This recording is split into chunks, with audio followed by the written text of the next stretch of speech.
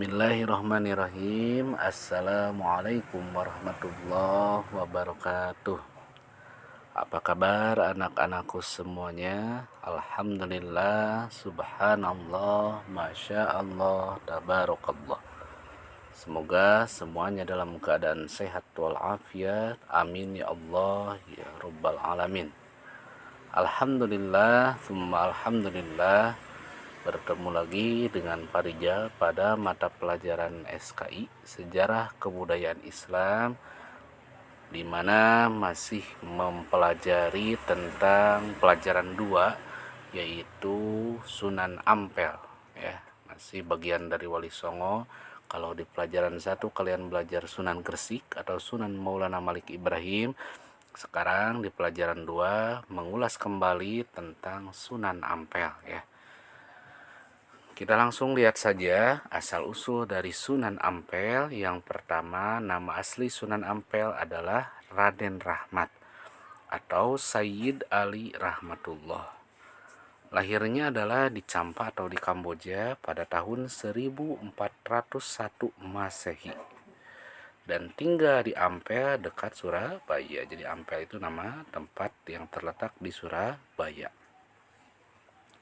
Dan ternyata Sunan Ampel ini merupakan putra dari Sunan Maulana Malik Ibrahim atau Sunan Gresik.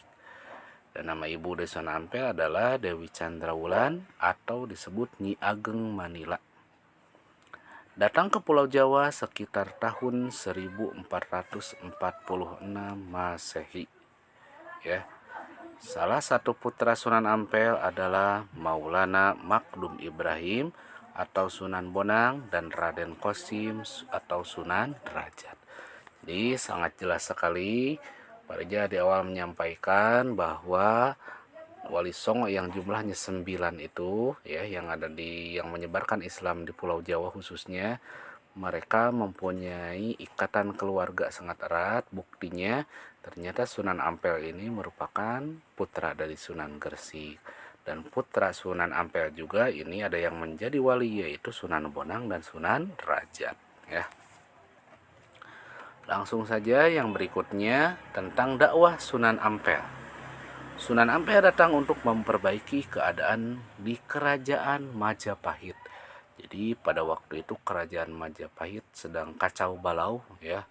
Keadaannya sedang hancur ya. Akhirnya dari pihak kerajaan mendatangkanlah Sunan Ampel dengan tujuan bisa mendamaikan keadaan di kerajaan Majapahit ya. Ketika menanamkan akidah, Sunan Ampel memperhatikan kondisi masyarakat. Jadi sambil memperbaiki keadaan kerajaan yang mayoritas pada waktu itu beragama Hindu, Sunan Ampel juga sambil menyebarkan agama Islam, mengajarkan akidah. Tapi sekali lagi Sunan Ampel mendekati mereka tanpa ada paksaan dan menanamkan akidahnya itu dengan memperhatikan kondisi masyarakat sekitar. Contohnya kata sholat ini diganti dengan sembahyang, artinya sembah dan hyang. Tempat ibadah tidak dinamai musola tetapi langgar, mirip kata sanggar. Jadi sholat jadi sembahyang, musola jadi langgar, dan santri ini penuntut ilmu disebut santri penuntut ilmu. Berasal dari kata satri, yaitu orang-orang yang tahu buku suci agama Hindu ya. Jadi disesuaikan dulu dengan keadaan mayoritas khususnya pada waktu itu yang beragama Hindu. Yang paling terkenal dari metode dakwah Sunan Ampel ini adalah falsafah Mohlimo. Apa itu Mohlimo? Mohlimo artinya tidak melakukan 5 hal tercela. Sekali lagi, Mohlimo artinya tidak melakukan 5 hal tercela. Apa saja 5 hal tercela ini? Yang pertama adalah moh main. Ini bahasa Jawa ya semuanya. Moh main itu kita tidak mau judi atau tidak boleh berjudi ya, apapun jenisnya. Apalagi yang ada embel-embel uangnya, itu judi ya, tidak boleh, dosa ya. Yang kedua, moh ngombe. Moh ngombe itu tidak boleh atau tidak mau mabuk ya. Minum-minuman yang beralkohol, homer, itu dilarang ya. Kemudian yang ketiga, moh maling, yang artinya tidak mau mencuri. hal kecil maupun hal besar itu tidak boleh ya. Muhammadat tidak mau menghisap candu. Hisap candu contohnya itu adalah narkoba, narkotika, sabu-sabu, heroin, dan lain sebagainya. Itu tidak boleh, dilarang ya. Yang kelima, madon, tidak mau berzina ya, tidak boleh berzina kita. Jadi ini yang paling terkenal dari metode dakwah Sunan Ampel, yaitu limo, tidak melakukan 5 hal tercela: moh main, moh ngombe, moh maling, moh madat, dan moh madon. Selanjutnya, wafatnya Sunan Ampel. Sunan Ampel turut memprakarsai lahirnya kerajaan Islam pertama di Pulau Jawa.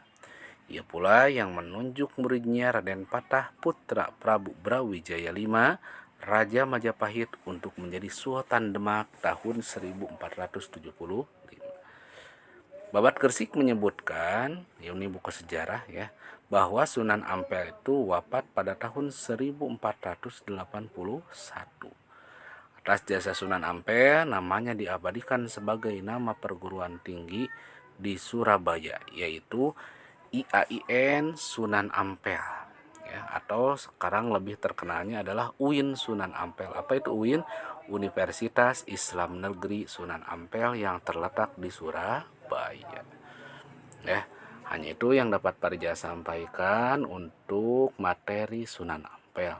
Semoga kalian bisa paham apa yang disampaikan oleh Parja. Marilah kita akhiri dengan bacaan hamdalah sama-sama. Alhamdulillahirrabbilalamin. Akhirul kalam. Wassalamualaikum warahmatullahi wabarakatuh.